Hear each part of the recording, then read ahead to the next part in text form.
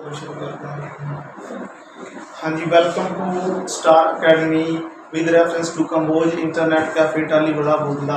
और देखो अज जिहड़ा आपां की करन जा रहे हैं, अज आपां तुहाडे ईटीटी पेपर 2 यानी कि आने वाली जिहड़ी वैकेंसीज है 5994 6035 और 2364 पोस्टां दे विच भी तां जिहड़ा सिलेबस दिता गया सी उस सिलेबस के अकॉर्डिंग एक टॉपिक है अपना यूक्लिड ज्योमैट्री है ना, जिन्होंने पंजाबी दे विच यूक्लिड ज्योमैट्री कहने हैं। ज्योमैट्री की स्टार्ट करन जा रहा है आप स्टार्टिंग ना बेसिक लैवल तो पता ही है, जिवें कि तुसीं पहले देखते हो कि जो भी आप क्लास लाने वो स्टार्टिंग एक बार बेसिक तो की जाती है, जीरो लैवल तो की जाती है और फिर जाके आप पूरे वधिया हाई लैवल के क्वेश्चन भी अटैम्प्ट करते हैं। तो चलो ज्योमैट्री की आप शुरुआत करते हैं। तो ज्योमैट्री की जी शुरुआत है वो कितों करते हैं, वो बिल्कुल सिंपल लैवल तो ठीक है ना। ये जी ज्योमैट्री है तुहानूं जेकर कोई टैट का PS टैट जिन्हें देना या C टैट वगैरह भी देना है तो वो जी है वो कॉन्सैप्ट ज्योमैट्री के जोड़े है वो क्लीयर हो जाए इतों ही इस टॉपिक तो देखो ज्योमैट्री की जी शुरुआत करने जा रहे हो आप बिल्कुल जीरो तो लैके मतलब एक पॉइंट तो शुरुआत करते हैं। तो एक पॉइंट की डेफिनेशन है भी जो बिंदु है ना अपना एक पॉइंट है तो बिंदु की जी डेफिनेशन है वो की है भी एक बिंदु होंदा की है। देखो कोई भी बिंदु या पॉइंट की किस नूं आपां कहंदे हैं तो ये की है कहंदे भी इस दी कोई भी जी है ना इस दी कोई लंबाई या चौड़ाई नहीं होंदी। तो बिंदु किनूं कहा जाता है जिस दी कोई लंबाई या चौड़ाई की है नहीं होंदी ठीक है ना। तो कोई लंबाई चौड़ाई नहीं होंदी तो ये वाला अपना एक की है बिंदु की डेफिनेशन है ठीक हो गया। चलो बिंदु तो बाद आप एक गल करते हैं रेखा की भी, रेखा जिन्होंने इंग्लिश के आप लाइन कहते हैं तो रेखा कहती है लाइन की है भी लाइन की डेफिनेशन जी है ना रेखा देखो ऐसा ही लाइन होएगी तो लाइन रेखा तो रेखा की जी डेफिनेशन है रेखा की डेफिनेशन है कि जी रेखा है रेखा की लंबाई होंगी है सब तो पहला तो रेखा की लंबाई होंगी है ठीक है पहला पॉइंट रेखा की है लंबाई होंगी है रेखा की जी है वो की है लंबाई होंगी है। और दूसरा पॉइंट की है कि इस दोनों साइड तो इस की है दोनों साइड तो भी इस की है दोनों साइड तो या दोनों पासों तो वधाया जा सकता है ठीक है ना। इनू आप की करते हैं दोनों ही साइड तो वधाया जा सकता है। तो जेकर कोई लाइन है अपने को मान के चलो अपने को एक लाइन है ना अपनी लाइन है तो इनू आप होर अगे बना सकते हैं अगे लै जाओ होर अगे चला जाएगा तो एक तरह की अपने को की बन जाएगी एक लाइन बन जाएगी ठीक है। तो हम लाइन तो बाद फिर आप देखते हैं लाइन तो बाद देखो डेफिनेशन जी आप करने लाइन सैगमेंट की। चलो इंग्लिश वाले देखो इंग्लिश मीडियम करना चाहते तो आप बिंदु को कहते पॉइंट कहते हैं और रेखा को एक लाइन कह देंगे और उस तो बाद जो नैक्सट टॉपिक है तुहाडा वो है भी लाइन सैगमेंट ठीक है जिन्होंने पंजाबी आप रेखा खंड कहते हैं की होएगा रेखा खंड। तो देखो रेखा खंड की है रेखा खंड को इंग्लिश आप लाइन सैगमेंट बोलेंगे सैगमेंट। तो लाइन सैगमेंट की होएगा सपोज दैट कि अपनी कोई एक लाइन है टेबल की है एक लाइन है तो इस लाइन के कोई पॉइंट है भी देखो ये लाइन अपने को ये भी लाइन आप मन के चलते हैं और ये कुछ पॉइंट है कि पॉइंट है एक पॉइंट है ये वाला C हो गया दूसरा पॉइंट चलो D हो गया भी तो ये दो पॉइंट है। तो लाइन की इस रेखा खंड की डेफिनेशन की होगी कि किसी लाइन के कट्टे हुए जोड़े दो कट्टे हुए रेखा खंड देखो रेखा खंड के अंदर एक छोटा जहा हिस्सा होता है देखो ये वाला की है एक रेखा खंड बन गया उस तो बाद होर रेखा खंड आप देखना रेखा खंड देखो एवं रिप्रजेंट करने आप उस तो बाद अपना CD जोड़ा CD एक रेखा खंड है फिर एक आपका वाला BD जोड़ा B और D जो वो भी रेखा खंड है फिर आप C तो लैके B तक भी कह देंगे कि B तो लैके C तक जो रेखा खंड है A तो जो D है वो वाला भी है A तो D वाला भी एक रेखा खंड है फिर पूरे प्रॉपर भी आप A तो B कह सकते हैं एक रेखा खंड ही कह सकते हैं ठीक है ना। तो ये सारे की है रेखा खंड होंगे हैं भी इनू आप रेखा। तो देखो लाइन रिप्रजेंट करने का जो चलो नैक्सट आप अगे देखते हैं कि इन्होंने रिप्रजेंट किमें करना होंगे। तो फिर नैक्सट अपने को देखो बिंदु हो गया रेखा होगी रेखा खंड हो गया रेखा खंड तो बाद एक रे होंगी है ना जिन्होंने पंजाबी के किरण कहते हैं। तो किरण की है किरण की कहते हैं, किरण किसनूं कहा जाता है भी? तो किरण देख लो जी, देखो किरण की होंदी है ये वाली भी एक तरह की जिहड़ी है आवल इंग्लिश के कहांगे रे और पंजाबी में कहांगे किरण भी। तो देखो किरण की है, किरण किनू बोलिया जाता है तुसीं खुद करोगे, ठीक है। नोट तुसीं खुद करना जो मैं बोल रहा, जेकर जो आप इतने नोट करना लग गए तो टाइम ज़्यादा कंज्यूम होएगा।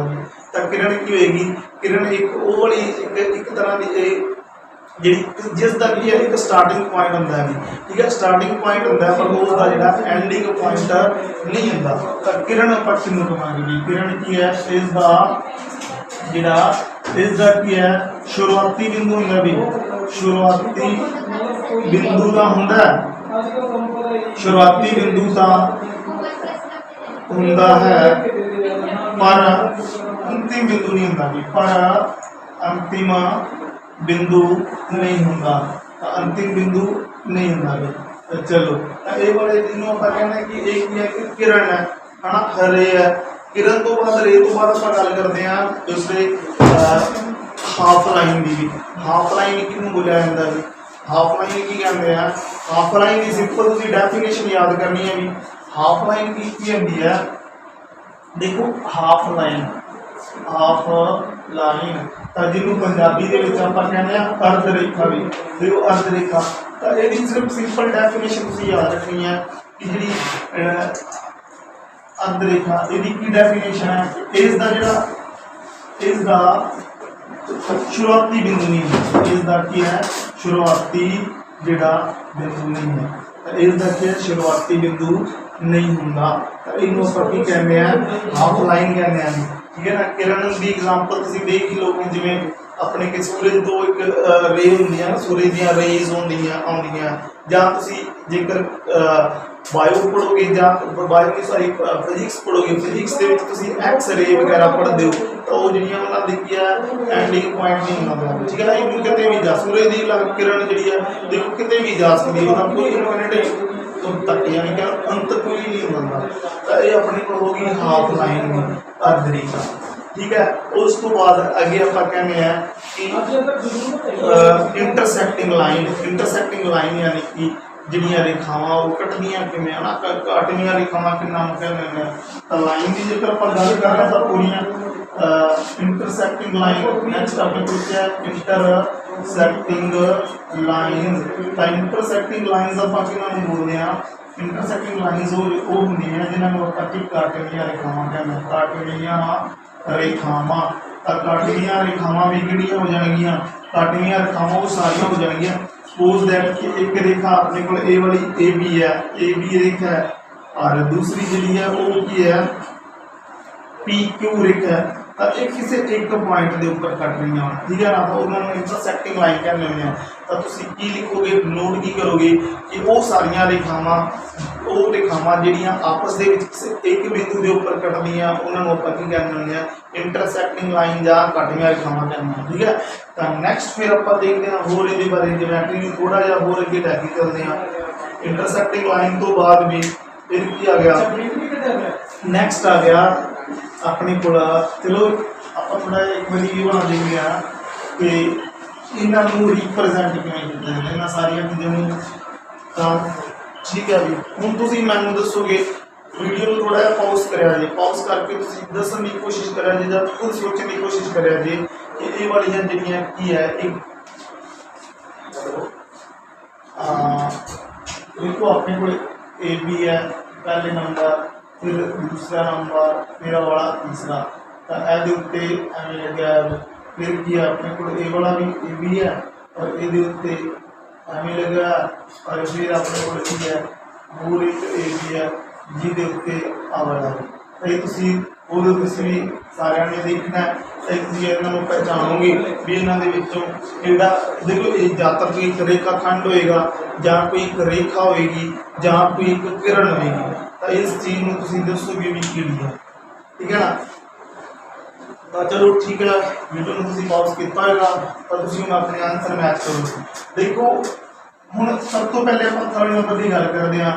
तो ये जिहड़ी ਇਹ ਕੀ ਹੈ, ਇਹ ਵਾਲਾ ਜਿਹੜਾ ਇੱਕ ਰੇਖਾ ਦੀ ਹੈਗਾ ਹੈ ਨਾ, ਰੇਖਾ ਨੂੰ ਰਿਪਰੈਜ਼ੈਂਟ ਕਰਦੀ ਹੈ। ਕਿਵੇਂ ਪਤਾ ਲੱਗਿਆ? ਕਿਉਂਕਿ ਦੇਖੋ ਆਹ ਵਾਲੀ ਜਿਹੜੀ ਲਾਈਨ ਹੈ ਹਨਾ, ਇਹਦਾ ਜਿਹੜਾ ਕੀ ਹੈ, ਇਹਦਾ ਕੀ ਹੈ, इस साइड से बनया तीर का निशान और दूसरी साइड से बनया, तो मतलब कि इधर भी आप बधा सकते हैं और दूसरी साइड तो भी हम बधा सकते हैं। फिर ये वाली जी किरण आ गई, भी एक ही आ गई किरण, हाँ किरण, तो यदा मतलब की हो गया कि क्योंकि देखो इसका कोई स्टार्टिंग पॉइंट नहीं, पता नहीं भी कितों आ रहा है, कोई किरण आ रही है, लेकिन सॉरी इसका स्टार्टिंग पॉइंट का है और ना स्टार्टिंग पॉइंट का है, लेकिन एंडिंग पॉइंट नहीं पता भी अगे होर किते भी वधाया जा सकता है। तो इन्होंने एक सिंपल जी एग्जांपल के नाल देखते हैं कि जिहड़े रस्तियां दे उत्ते बोर्ड नहीं लगदे, बोर्ड दे विच एवें एक निशान बनिया हुंदा है, तो निशान का की मतलब है भी निशान का मतलब है भी ये रस्ता जिहड़ा अगे वधदा जाएगा, किते भी अगे जा सकते हैं। तो उस तो बाद देखो ये लाइन सैगमेंट आ गया कि किसी भी पूरी मान के चलो कोई लाइन है, पी क्यू लाइन है और वो दो पॉइंट है अपने को, ए वाला पॉइंट और बी वाला पॉइंट, ता करके इन्होंने देखो एक लाइन सैगमेंट बनया, तो इन्होंने एवं रिप्रेजेंट करना है। ठीक है, तो ये थोड़ी जी शुरुआत सी अपनी ज्योमेट्री। नैक्सट देखते हैं भी कि ये